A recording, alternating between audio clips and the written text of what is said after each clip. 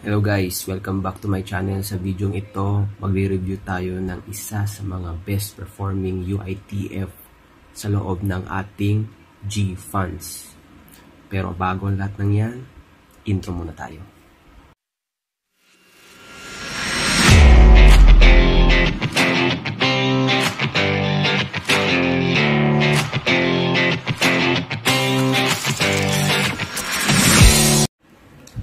Back to the video tayo guys. Ang tinutukoy kong UITF na ating i-review for today ay Atrium Global Technology Feeder Fund.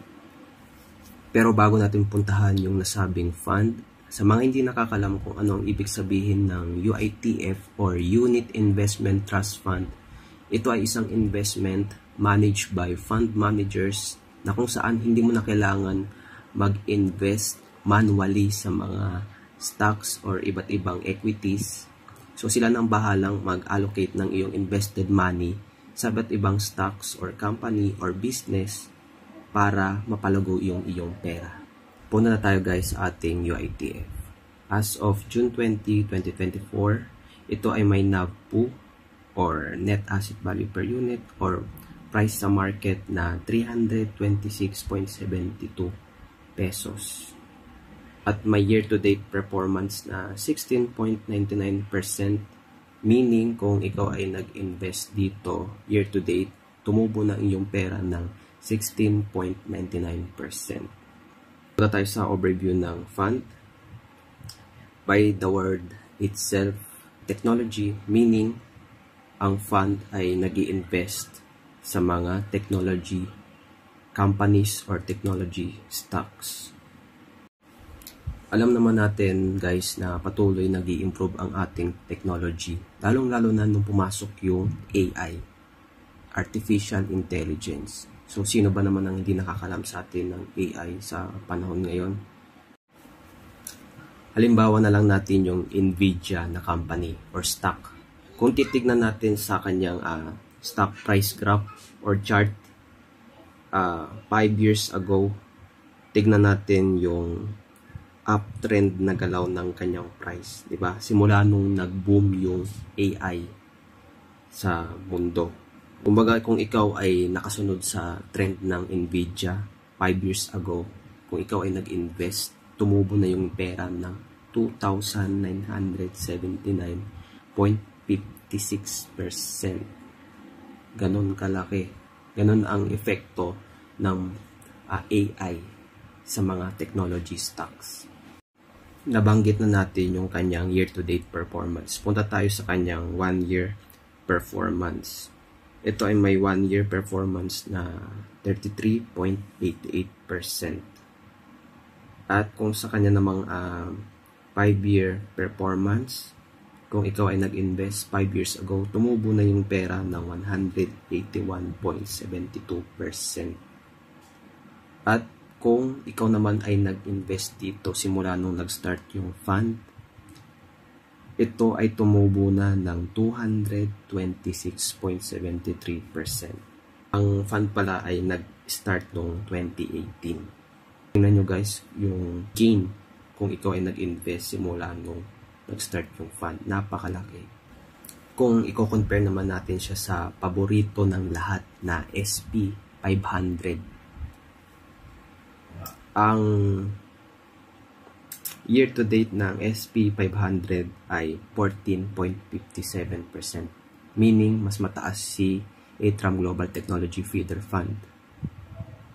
And then, compare sa 1-year performance naman, 25.67%, lamang din yung ating UITF na si Atrium Global Technology Feeder Fund.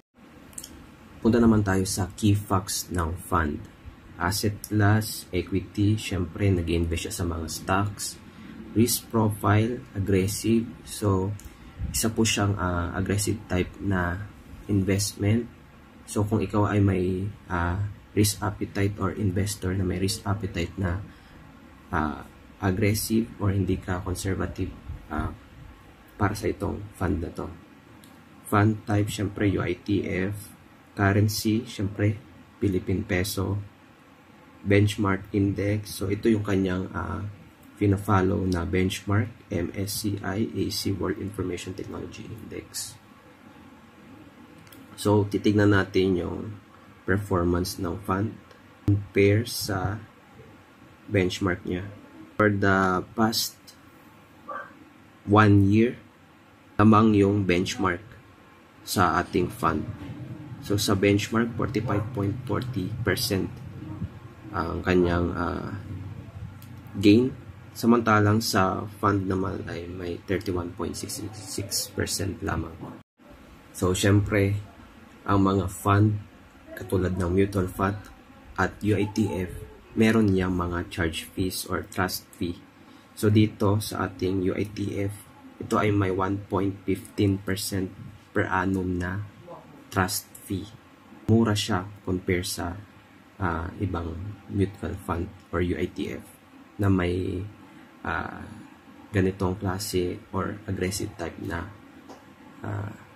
fund. Ito ay may fund structure na feeder fund. So, kaya siya aggressive type na investment kasi feeder fund siya. So, kalimitan ng mga feeder fund ay aggressive type na investment.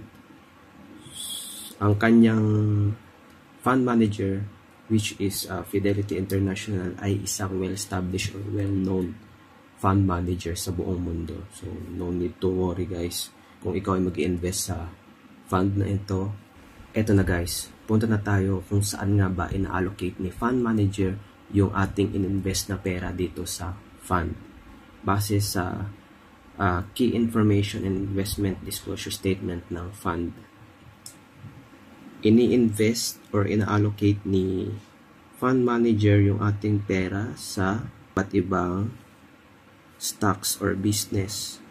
Lagay dito yung kanyang top 10 holdings. Unang-una sa Microsoft Corporation. So, sino bang hindi nakakalam kay Microsoft, di ba? 5.2%. Pangalawa ay Taiwan Semiconductor. 5.2% din. Alphabet.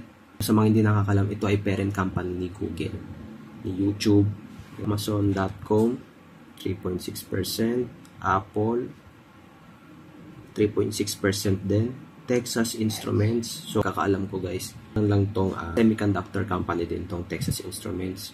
Ito, Samsung Electronics, so Qualcomm, so isa rin siyang semiconductor company, Ericsson, and Alibaba Group Holdings. So, ayun po yung kanyang top 10 holdings. Dito na nagtatapos yung ating review sa ating UITF na ATRAM Global Technology Feeder Fund. Siyempre, bias ako dito sa fund na ito dahil nag-i-invest ako dito guys na kahit maliit, tumutubo na yung aking investment dito. Kung naka-follow naman kayo sa mga videos na ina-upload ko, for sure alam nyo yan kung nag-i-invest ako dito sa fund na ito. Disclaimer guys, ito lamang po ay aking opinion at higit sa lahat hindi po ako financial advisor. So, due diligence na lang po sa pag-research o alamin natin ang mga bagay-bagay bago natin pasukin ang isang investment.